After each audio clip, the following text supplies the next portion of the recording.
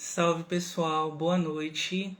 Aqui é o Roju, sou um homem negro, não retinto, cisgênero. Meu cabelo tá um crespo cacheado, castanho, de tamanho curto. Tô usando um óculos de grau em formato redondo. Tenho barba escura.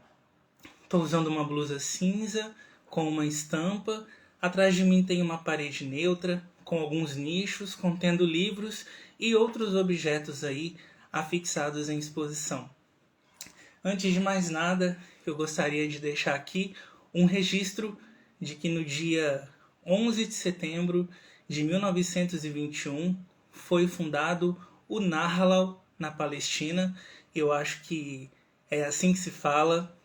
O primeiro Moshav, um modelo de organização social em construção que constituía todo um plano sionista para a ascensão de um Estado que viria a se tornar Israel mais adiante. Vale dizer que a ocupação do Estado de Israel na Palestina, uma ocupação violenta, uma ocupação supremacista, tem ocorrido há muitas décadas. Ela não começou por meio das tensões com o Hamas. Na verdade, boa parte dos grupos organizados que fazem um enfrentamento a Israel surgiram após o Estado de Israel promover violência, massacres, mortes e um genocídio contra o povo palestino.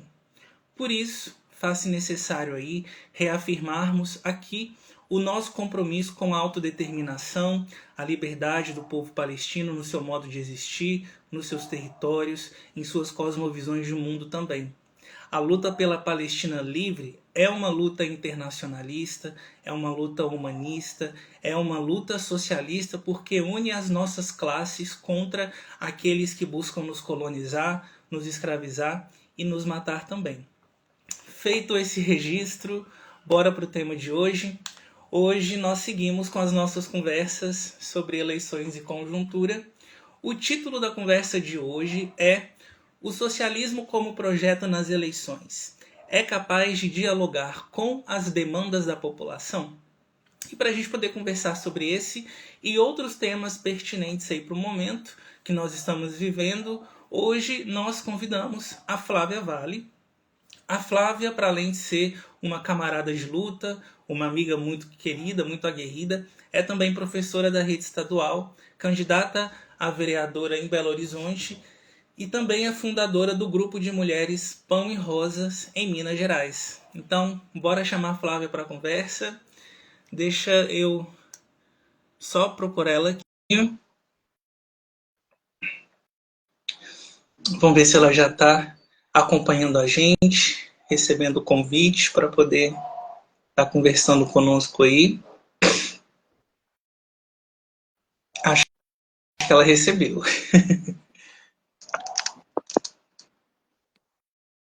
Eu só preciso. Oi, não estou te vendo. Agora sim. Consegui. Boa noite. Que bom, deu tudo Boa certo. noite, Rojo. Prazer poder conversar com você, te receber aqui mais uma vez para a gente poder trocar uma ideia. Como é que você está? Estou bem demais. Prazer é todo meu de poder estar de volta aqui na nossa conversa com todo mundo que acompanha o seu canal também. Ah, perfeito. Se anima a fazer uma audiodescrição sua, Flávia? Sim, Fica à vontade. Tá. Só uma dúvida. Eu não estou te vendo. É isso mesmo? Uai, eu me vejo. E eu te vejo também. Vocês que estão nos assistindo conseguem me ver, porque aí a gente vai saber se é um problema no meu ou no seu. Sim. Falem aí, se vocês me veem, para além de ver a Flávia, quem está nos assistindo, se puder deixar um comentário, só para a gente ter certeza. Aí, ó, a Mafê disse que me vê. Então, acho que é com você. O problema Assim, é aí, esse. uma Agora, coisa que eu como posso eu vou? sugerir... Então, uma coisa que eu posso sugerir ou da gente seguir assim como tá, e você tenta acompanhar ouvindo a minha voz, que para você não vai ser muito bacana, mas a gente pode tentar você sair da live e depois eu te convido de novo para ver se normaliza. Pode ser uma saída. O que você acha? Pode ser. Tá. Então você sai, eu vou te mandar um outro convite e aí você aceita e a gente vê se acerta. Pode ser? Beleza. Tô saindo, Então tá. então.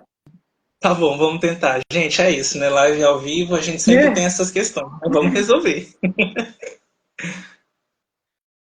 Aí, ó. Ela saiu. Tô dando só uns segundinhos para dar tempo dela respirar, voltar para a live e poder receber o convite. Já mandei o convite, estou só vendo aí se ela vai conseguir entrar e me ver como vocês me veem. E aí, Flávia? Tomara que você esteja me vendo. Não tô. Quando eu saí, aparecia, né, você fazendo o início da live e tudo, daí eu te via, mas quando eu entro aqui, não. Poxa, que estranho. Tá, mas você anima da gente continuar assim mesmo? Tem algum problema para você? Não, é só ruim que eu vou perder, né? Assim, aquela coisa da Pois troca dos é. olhares virtualmente, mas a gente consegue. Qualquer coisa, assim, se você não entendeu o que eu estou falando, você pode me interromper, não há problema nenhum. Uma pena que ela não vai conseguir ver, né? Talvez quando ela for assistir de novo, ela vai conseguir acompanhar me vendo, mas aí já não vai ter como, né? Essa interação. Mas, enfim, Flávio, eu queria que você começasse aí, antes de qualquer coisa, eu dei uma abertura falando um pouco de você, mas fala um pouco para quem está nos acompanhando, quem é a Flávia, falar um pouco mais sobre a sua trajetória pessoal e também sobre a sua caminhada na militância. Sim.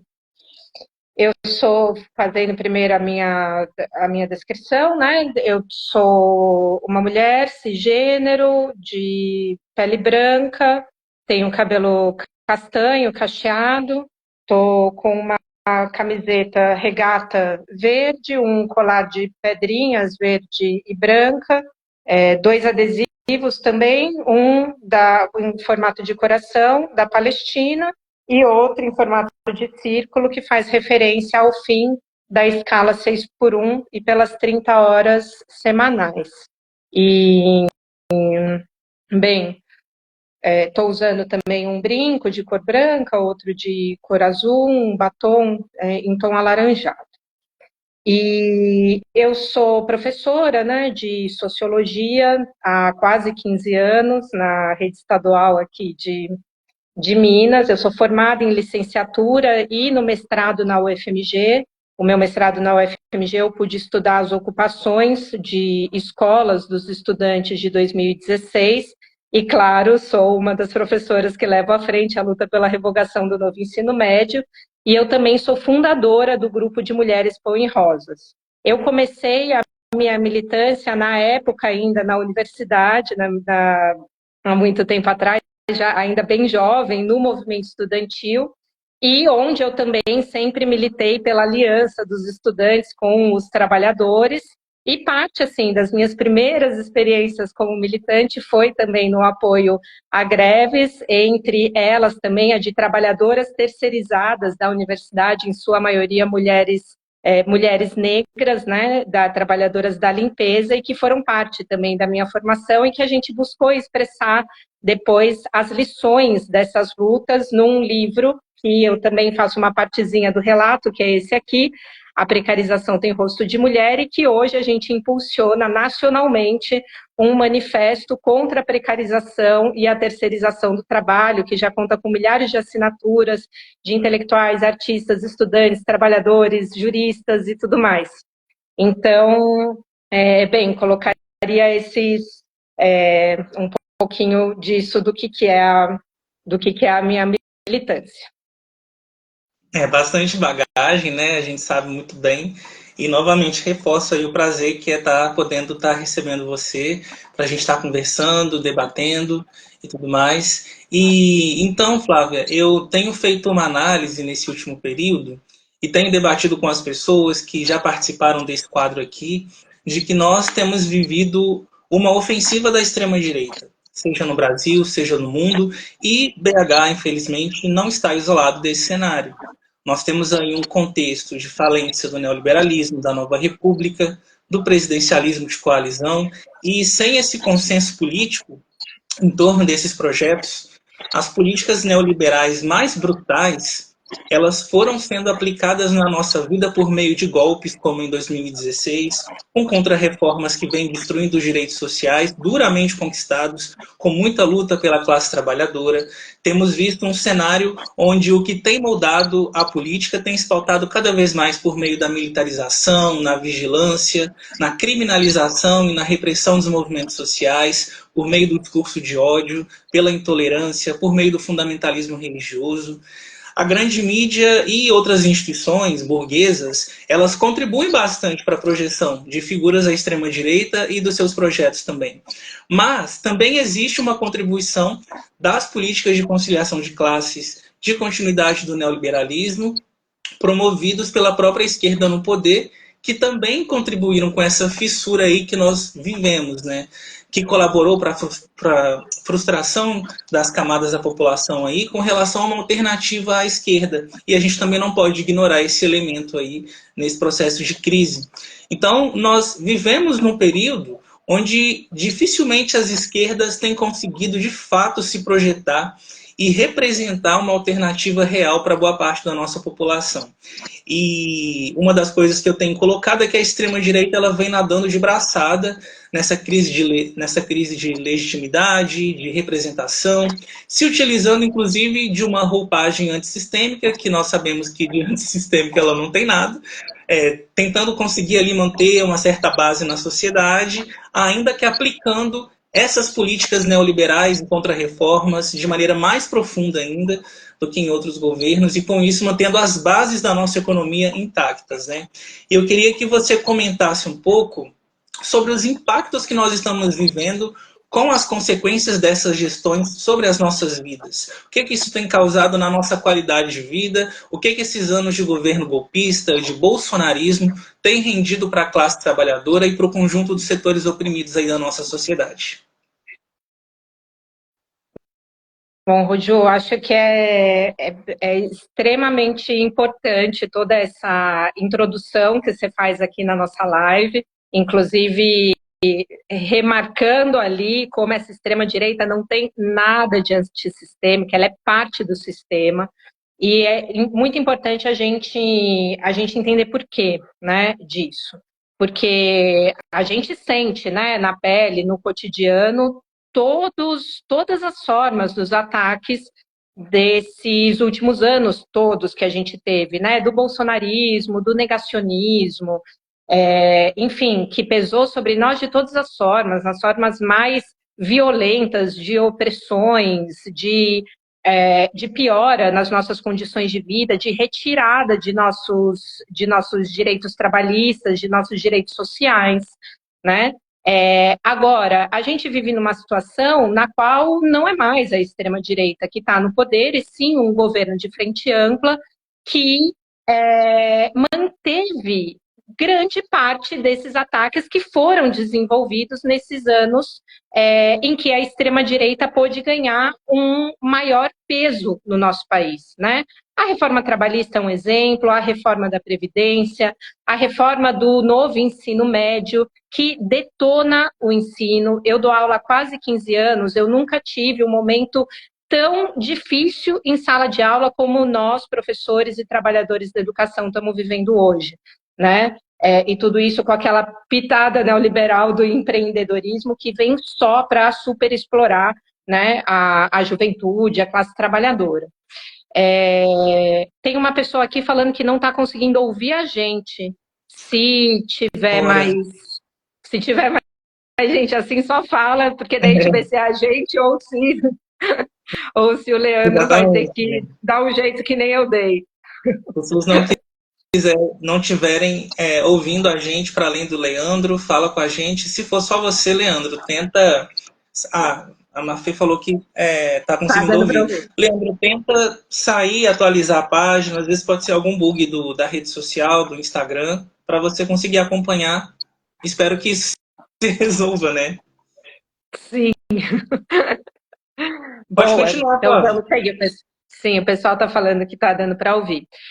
Então, retomando essa ideia, né, a gente vive assim, a gente teve uma promessa que com esse governo de frente ampla haveria uma normalização, né, das coisas, mas a gente vê que não. A gente está vendo agora, né? A gente está sofrendo, não só aqui em BH, em Minas Gerais, mas no país todo, com as cidades, com todos os territórios sob fumaça, né? Os índices de incêndio históricos, uma seca histórica que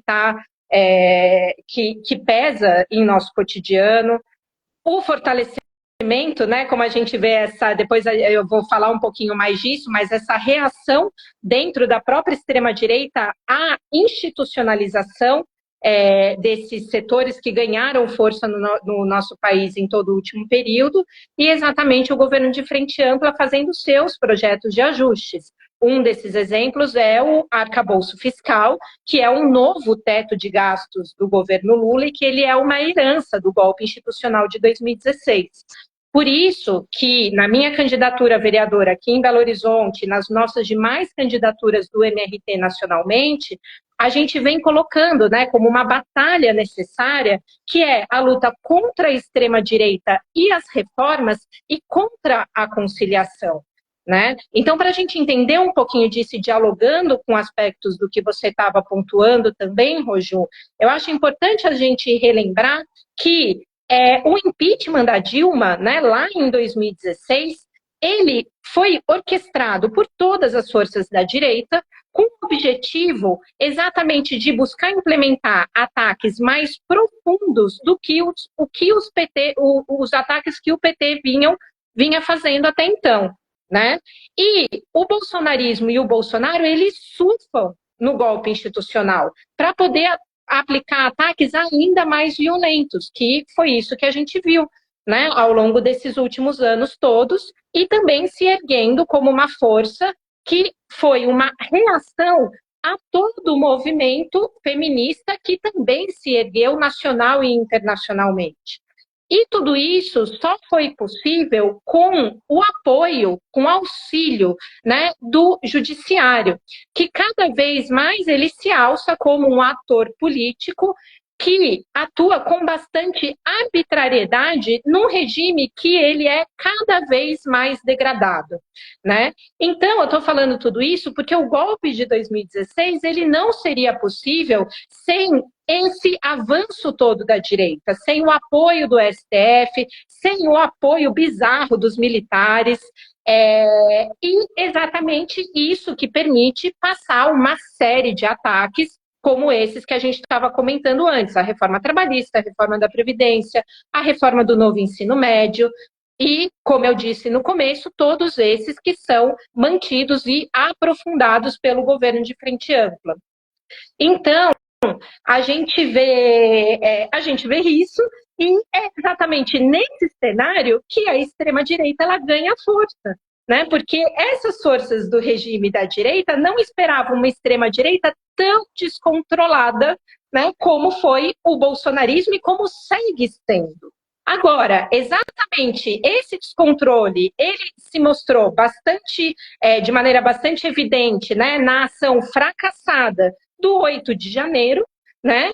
E que, a partir dali, esse ator, que é o judiciário, ele passa a atuar de maneira ainda mais arbitrária, e exatamente essa extrema-direita, ela faz um movimento de uma institucionalização. Nas palavras bizarras do Bolsonaro, que é andar nas 4 linhas da Constituição, e que tem o exemplo bizarro, né, também, o exemplo máximo disso, do Tarcísio de Freitas, governador de São Paulo. Né? Agora, esse movimento, ele também mostra essa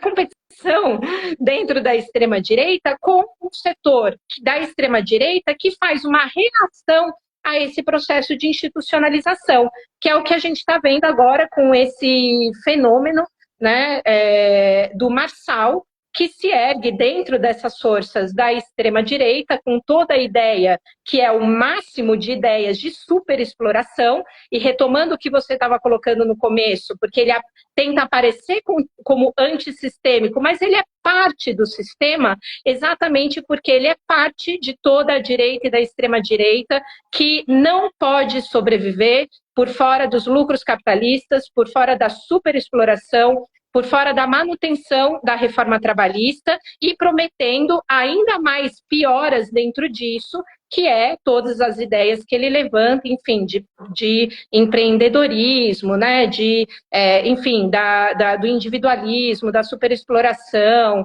e tudo mais. Então, enfim, eu colocaria essas questões. Se a gente for ver também do ponto de vista da economia, né? Porque você colocava a questão, os ataques neoliberais, eu já citei, né, essa coisa do arcabouço fiscal, que é o novo teto de gastos do governo Lula. Agora, no marco de uma economia que ela aponta alguns sinais, né, de crescimento, acho importante também a gente ter uma análise marxista, que é olhar da onde vem esse crescimento. E exatamente a gente vê que ele é baseado em medidas neoliberais, como o arcabouço fiscal, como o Plano Safra, que é um investimento histórico, principalmente aos latifundiários, né, a manutenção de todas as reformas. Então, enfim, por todas essas questões, né, que é importante a gente levantar uma posição contundente, que ela é contra a extrema-direita e as reformas e contra a conciliação, porque esse caminho já está mostrando que está levando a gente a mais fracassos. E a gente tem que apontar por um programa, por uma saída de trabalhadores, de independência de classe, levantando as nossas pautas, né, como a gente vem colocando, por exemplo, a luta pelo fim da escala 6x1 e pelas 30 horas semanais, com a divisão das horas entre todo mundo que pode trabalhar, dividindo as horas entre empregados e desempregados, porque isso sim é a gente começar a apontar uma via, né, um programa que atende a maior parte da população, que são os trabalhadores, em sua maioria negros, mulheres, LGBTs. Muito bom poder ouvir isso de você, Flávia. Inclusive, assim, você trouxe essa questão, né, da gente estar lidando com essa extrema-direita controlada, que nem os setores da própria burguesia estavam esperando essa alavanca dessa extrema-direita. E uma coisa que eu tenho observado é o quanto que, se a gente tem visto, né, essa disputa mais acirrada entre setores dessa extrema-direita mais incisiva, mais torpe, mais odienta, em São Paulo, né, por meio do Nunes, por meio do Pablo Marçal, nós também, no cenário de Belo Horizonte, temos aí uma direita muito conservadora, de extrema direita mesmo, em seus diferentes tons, que aparece com chances reais de ir para o segundo turno. Não sei se você teve a oportunidade de acompanhar, a gente teve uma pesquisa de ontem para hoje que trouxe novos indicadores aí de como pode ser esse possível cenário, né, do segundo turno para as eleições para o Executivo Municipal. E aí a gente vê que, para além do Mauro Tramonte, que já representa uma direita conservadora, que tem aí a base do Novo apoiando o seu projeto, um populismo penal muito forte, nós também vemos um crescimento da figura do Bruno Engler, né, que consegue, inclusive, uma vantagem com relação à candidatura da Duda Salabert, que estava ali num páreo mais próximo para um segundo turno com relação a outras candidaturas, assim. E eu queria que você comentasse na sua fala o que isso reflete, o que esse cenário reflete acerca da sociedade belo-horizontina e também se nesse cenário você encara a possibilidade da esquerda moderada, dessa frente ampla, conseguir bater de frente com essa direita nas eleições, mas apresentando um projeto real de sociedade. Queria saber o que você pensa sobre isso. Ô, Ju, você viu a última pesquisa que ela saiu hoje, se eu não me engano? Porque a que eu vi, eu não sei se era daquele Instituto Quest, que coloca um avanço maior do Fuad. Sim, eu vi as Agora. duas. Eu vi uma que o Bruno, ele deslanchou e a Duda, ela teve ela acabou despencando bastante com relação à sua pontuação, e eu vi essa de hoje, que talvez seja a que você está citando, em que ela ainda mantém uma certa estabilidade, mas o Fuad, ele consegue avançar e ter uma chance maior também de disputar com o Bruno, né? Sim. Sim.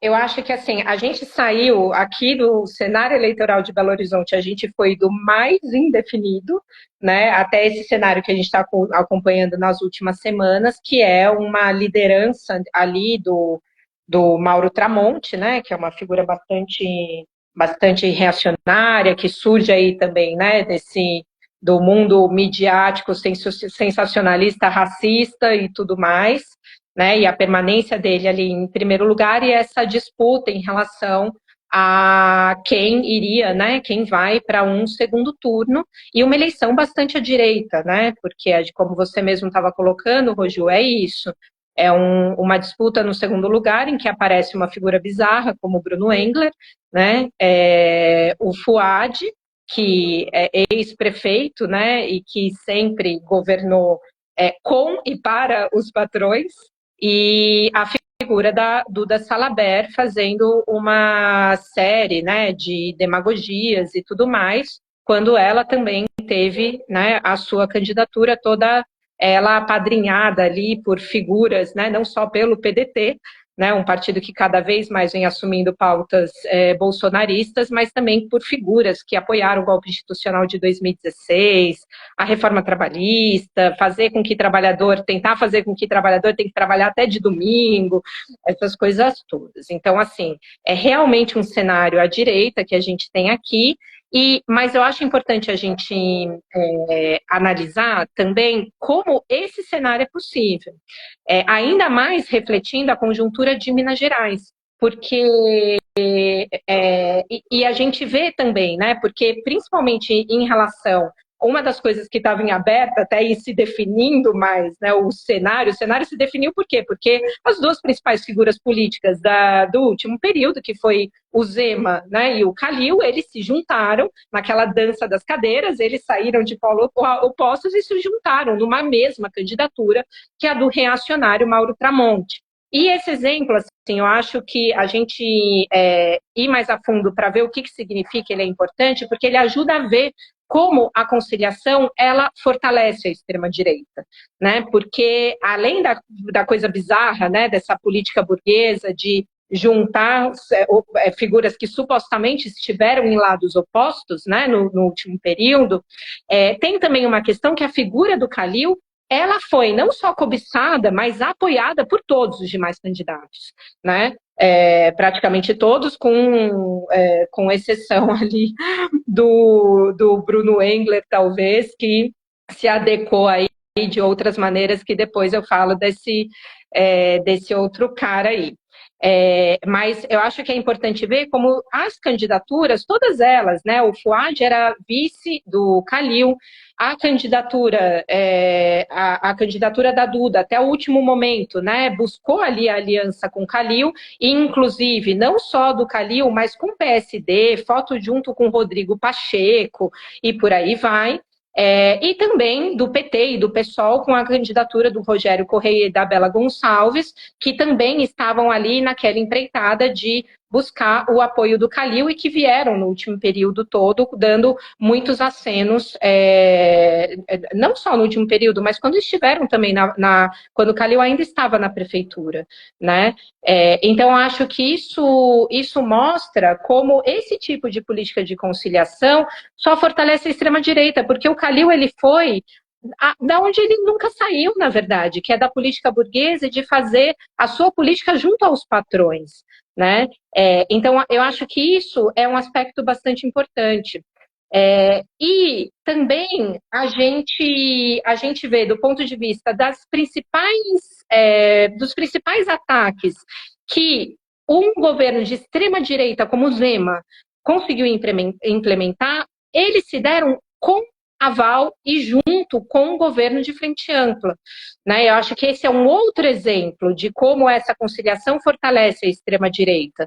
Porque se a gente for pegar dois deles, que são ataques estruturais, que é a privatização do metrô de Belo Horizonte e a aprovação do regime de recuperação fiscal do Zema. Esses dois ataques que foram base de campanha do Zema e com apoio do bolsonarismo, eles se implementaram com apoio da Frente Ampla.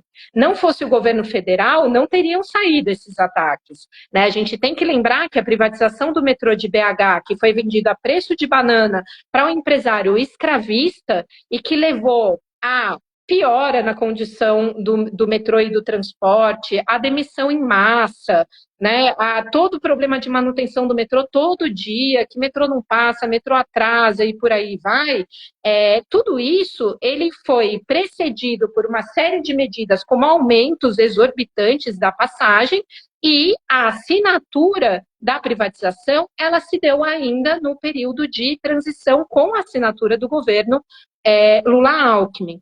Né?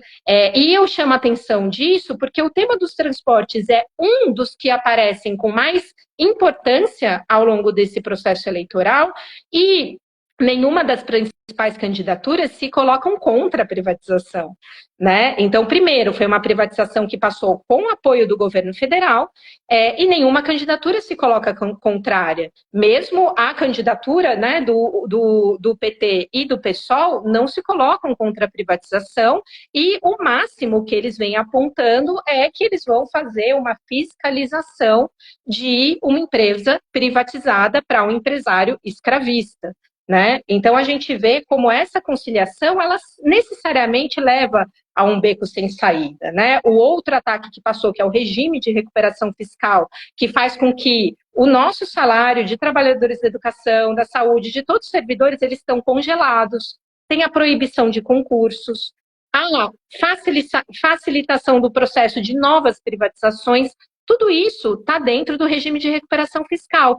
E exatamente nos acordos entre esse plano, que é originalmente do governo Zema, e os planos do arcabouço fiscal do governo Lula-Alckmin, para ser possível de passar ajustes que atendam a esses interesses, esses governos sentaram com o aval da AGU e assinaram esse acordo, que faz com que o Zema tenha uma de suas principais bandeiras de campanha hoje implementada com o apoio do governo federal. Né? Então, enfim, eu acho que todos esses exemplos, eles mostram isso, né, Roju? Como para a gente entender, por que a gente tem uma eleição tão à direita aqui em Belo Horizonte, inclusive que não conta do ponto de vista da extrema-direita com essas figuras, né, mais que tentam correr por fora dessa institucionalização da extrema-direita, o próprio Bruno Engler, né, nos debates a gente consegue ver, ele que saiu antes de ser aquele leão das redes que falava, vomitava LGBTfobia, que vomitava machismo e bababá, e ele aparece agora nos programas super comportado, parece um gatinho, entende? Então, assim, a gente vê exatamente como o que levou a tudo isso. E, frente a essa situação, exatamente como, novamente, se reforça a necessidade da gente buscar colocar a política nas mãos dos trabalhadores e de toda a população pobre, de toda a população oprimida, que é onde a gente pode dar uma resposta para superar toda essa situação e para combater todos esses ataques. Eu acho que tem uma ideia de um revolucionário, que é o Trotsky, que eu acho que ela é bem interessante para a gente pensar esse aspecto do que você coloca em relação à esquerda institucional, porque é isso, né? Enquanto a extrema-direita ela teve uma reação à institucionalização, a esquerda, em geral, não teve uma revolta contra a institucionalização da esquerda. Em geral, eles seguem nesse mesmo caminho da busca de um mal menor, né? Que é um beco sem saída, como a gente estava vendo. Então, eu acho interessante, né, uma ideia, como eu estava dizendo, do Trotsky, que ele coloca como essa ideia, né, de colocar no mesmo barco forças que elas são opostas, não necessariamente soma, né, porque isso seria da ordem só da aritmética. Ele coloca, não, a gente precisa ir para além, a gente precisa pensar também no sentido da mecânica, porque forças com potências opostas, elas também podem se negar. Então, elas não necessariamente vão somar, elas podem tender a zero ou até mesmo a retrocessos, que é o que a gente está vendo não só de agora, não apenas aqui na política, né, eleitoral de Belo Horizonte, mas nas eleições nacionalmente, o que a gente vem também, né, assistindo, né, e vendo desde o golpe institucional de 2016, na qual foi um golpe que passou sem uma luta, né, que o PT, naquele momento, novamente apostou nas vias institucionais, o mesmo caminho seguido pelo pessoal que hoje integra, né, também o governo de frente ampla. Sim, inclusive o que a gente tem visto de forma muito lamentável é um movimento da própria esquerda que vem se institucionalizando, além de não reagir, mas ir se adequando cada vez mais ao modus operandi desse sistema e quase num movimento, né, e aí seria até um pouco paradoxo isso, um movimento de paralisia dentro desse modus operandi, que é justamente não tomar nenhuma iniciativa que possa romper com as estruturas da maneira como elas estão colocadas, mas ou se reproduz ou se mantém as coisas da mesma maneira como elas já estão. Então é uma adequação, é uma adaptação, é uma paralisia, enfim, é muito triste. Inclusive a gente vê que muitos setores, inclusive, que já estiveram ao nosso lado em várias batalhas e que em algumas situações continuam indo às ruas em unidade de ação, mas quando vão estar na institucionalidade cometem contradições que é difícil da gente entender, mas enfim, né, é um debate para a gente estar fazendo. E uma coisa que eu queria também trazer para a nossa discussão, com relação a justamente esse contexto, né, que você coloca muito bem, de aplicações dessas políticas neoliberais, que a gente vê sendo aplicadas com muito mais intensidade pelo governo golpista do Michel Temer, mas também pelo governo de extrema-direita do Bolsonaro, mas que elas acabam tendo a sua continuidade no governo Lula 3. Ao mesmo tempo, nós temos acompanhado, e inclusive acredito que isso seja um processo de respostas a isso, a eclosão de pautas muito importantes que representam a classe de trabalhadores, né? A exemplo a luta pela fim da escala 6 por 1, o enfrentamento às mineradoras que têm sido muito responsáveis pela destruição das nossas serras aqui na região metropolitana e contribuindo por meio disso, né, com a intensificação na mudança climática, que é um debate muito emergente aí no nosso tempo, a necessidade de defender um modelo de educação não bancária, nem voltado ao mercado cada vez mais informal, como por meio do novo ensino médio, como você muito bem trouxe aí durante a sua fala. São pautas muito importantes que a nossa esquerda tem trazido muitas vezes, né, para si, mas o que eu queria que você comentasse é qual que é o diferencial de uma esquerda socialista defendendo esse tipo de demanda em conjunto com a população. Assim, se a gente já vê que muitos setores da esquerda, inclusive, trazem debates com relação à própria questão da escala 6 por 1, mas como que uma candidatura socialista, uma esquerda socialista se diferencia ao trazer esses debates, ao pautar reformas importantes para a população?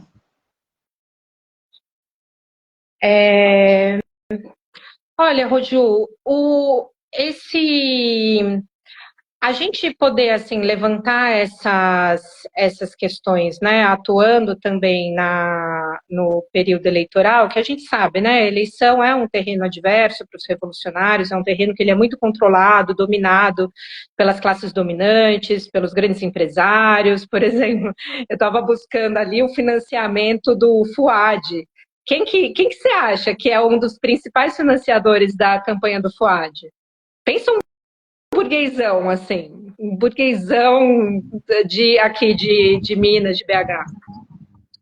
Sei lá, eu não sei se não sei se é de Belo Horizonte, mas eu fico pensando, sei lá, no dono da Localiza, por exemplo, não sei nem o nome da figura, sabe?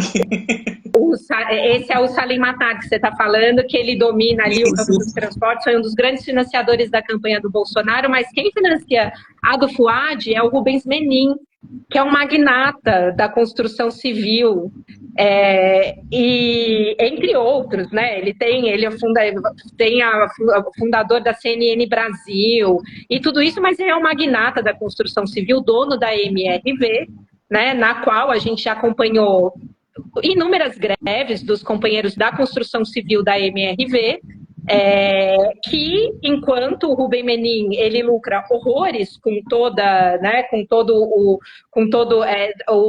o capital ao redor da construção civil e da especulação imobiliária, os trabalhadores da construção civil das suas obras não tem betoneira para bater o cimento, entende? É uma coisa, tem banheiro que não tem papel higiênico. É esse cara. Entendi, não é por acaso que esse é um dos caras que financia ali um dos maiores financiadores da campanha do Fuad. Então, assim, isso eu acho que esse é um dos exemplos que mostram também esse terreno, né? O terreno da burguesia, ele é adverso, mas ele é muito importante para os comunistas, para a gente fazer a batalha por uma política de independência de classe e para fazer a batalha para trazer a política para a mão dos trabalhadores, porque é a classe que tudo produz e a quem tudo pertence. Então, esse momento em que tem um maior, né, se instala de alguma maneira um maior interesse sobre as questões políticas e tudo mais, é muito importante a gente trazer esses temas também no que nos toca no cotidiano. Você tocou ali duas questões que são fundamentais, uma que se relaciona ao meio ambiente e outra que se relaciona à nossa condição de trabalho, ao direito da juventude a ter um futuro, que é a questão, né, do fim da escala 6x1 e das 30 horas semanais. Em relação às duas, assim, primeiro em relação ao meio ambiente, é impressionante, assim, que a gente está em BH embaixo de fumaça, todo mundo está sofrendo de inúmeras maneiras em relação a isso, problemas respiratórios, os postos de saúde superlotados, pessoas perdendo, enfim, né, tendo seus territórios queimados, uma série de problemas que a gente vive com isso no dia a dia. E exatamente assim, a gente vê dentro disso uma série de demagogias. Por um lado, né, inclusive as demagogias que chegam por visões do capitalismo verde, como se fosse possível a gente dar resposta para uma crise ambiental tão profunda que é parte da crise capitalista, por fora de fazer um questionamento a esse sistema, né? Então, é um momento que a gente tem para mostrar quem são os responsáveis por essa situação, entende? Por uma situação de tamanha calamidade como a gente está vivendo.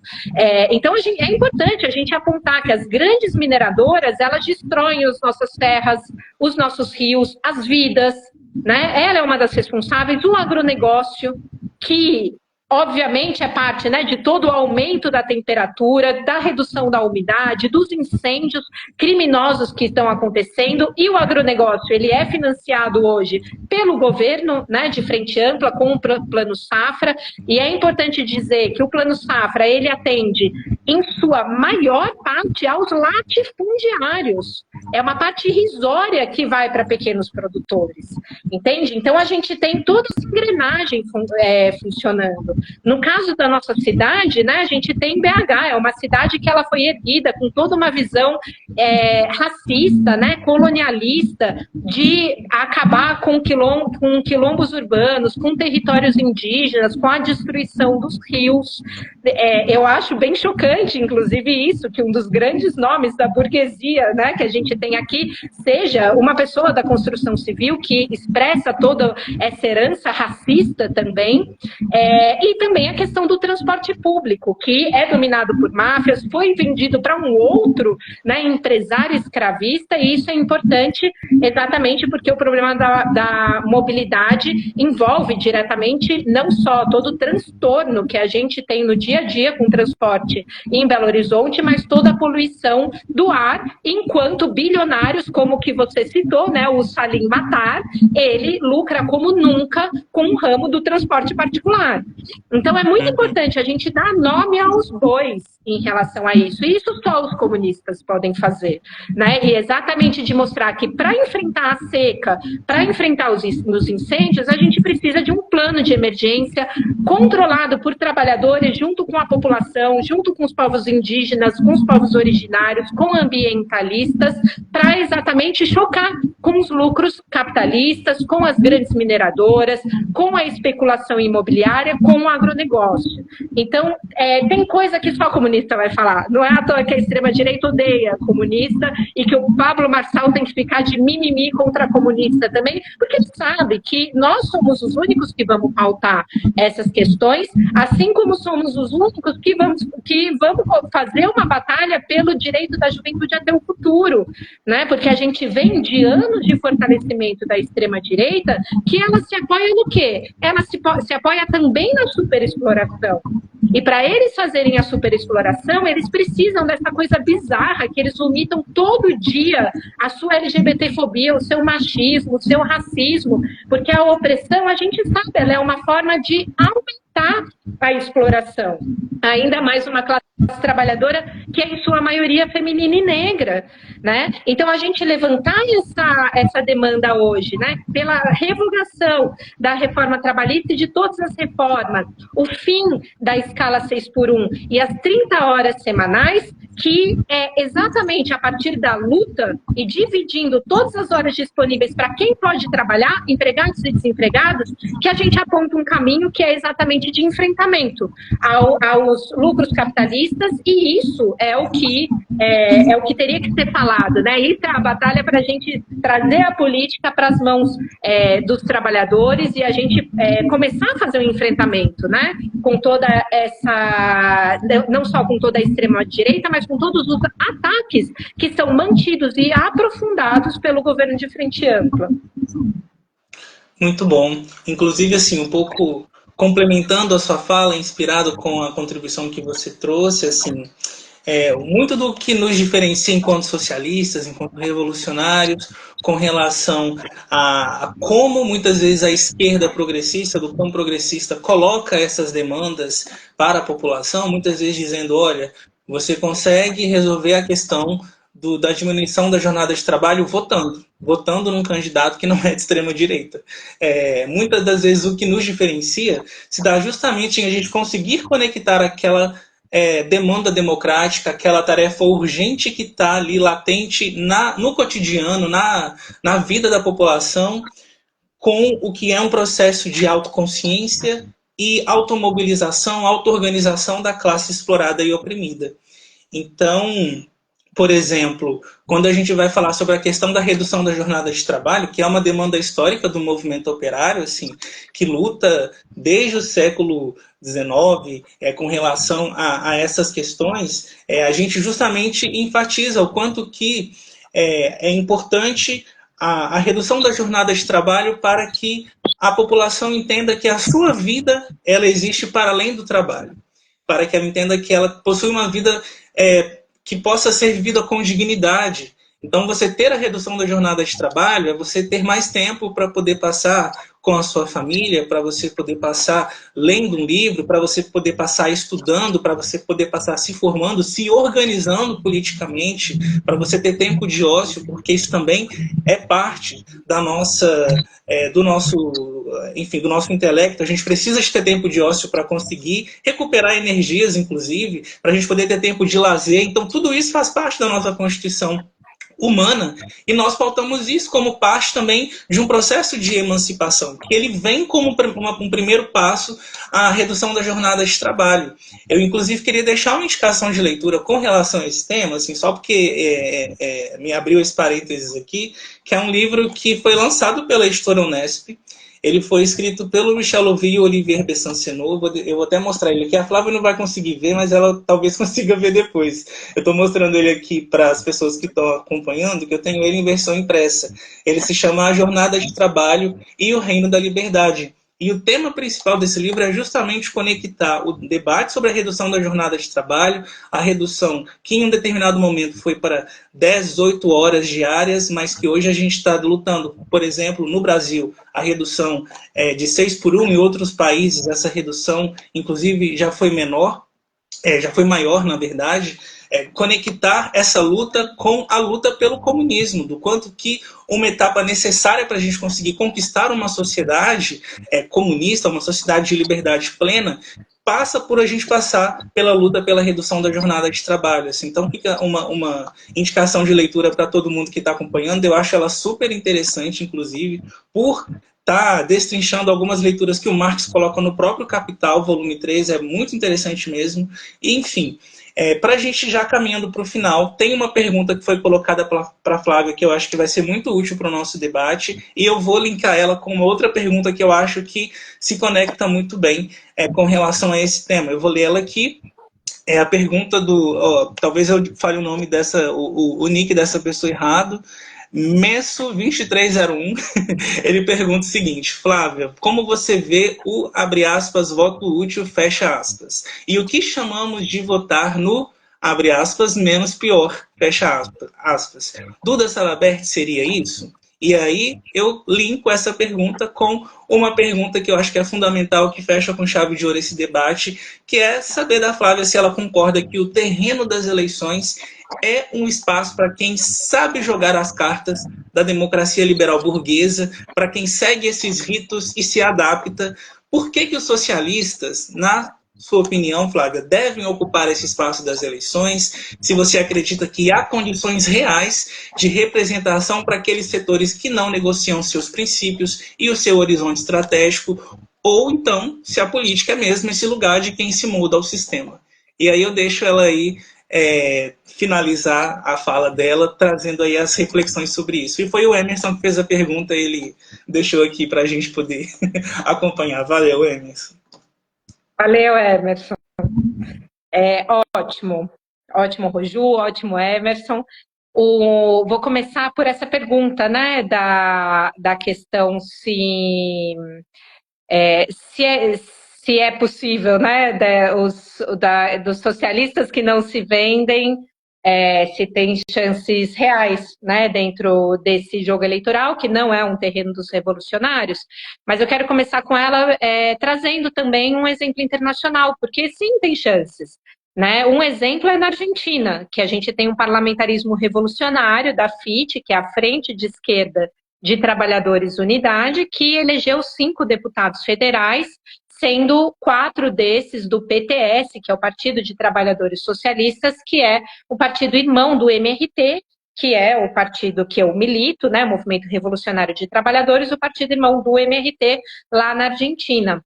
E que exatamente é um parlamentarismo revolucionário que batalha contra o Milei, lutando contra todos os ataques, indo para as ruas, chamando mobilização, colocando o papel das burocracias sindicais de atuarem como um obstáculo sobre a nossa classe, fazendo exigências para que convoque planos de lutas, mobilizações contra o Milei, e também trazem um exemplo bastante importante, porque em todo esses últimos meses de luta contra os pacotes, né, de ajustes que o Milei estava aprovando, eles se colocaram de maneira contundente contra todos os ataques radicalmente, sem ser aquela ideia de desidratação que aparece de maneira tão comum no Brasil, né, pela atuação dos parlamentares do PT, do PSOL e tudo mais, né, que atuam no máximo para desidratar ataques como se a gente não pudesse barrá-los,